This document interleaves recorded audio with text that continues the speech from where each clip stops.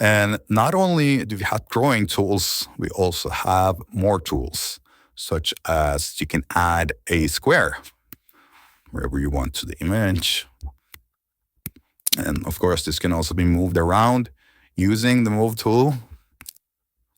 And let's just delete this square. We can use the tool to pick a color from the canvas. Let's just take this one, and then we're going to add a square here. And then we could also add text, and we're going to make it in white color and choose our fonts. And let's use impact, and we're going to write here, hello world. And there we go. We got our text. And it can also be moved using the move tool. Same with the square here. So we're just going to move this here.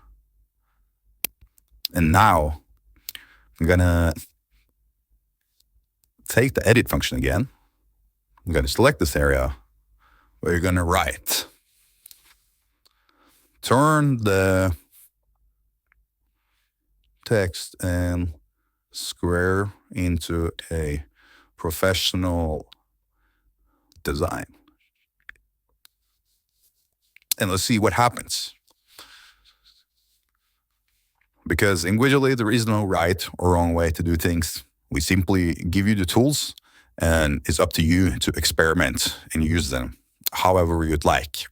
In this case, we have simple drawing tools. You can add text, and then it's simply a matter of experimenting and seeing what happens. So we got our first image back here. It did not work really well. However, we have this one. And here's something happened.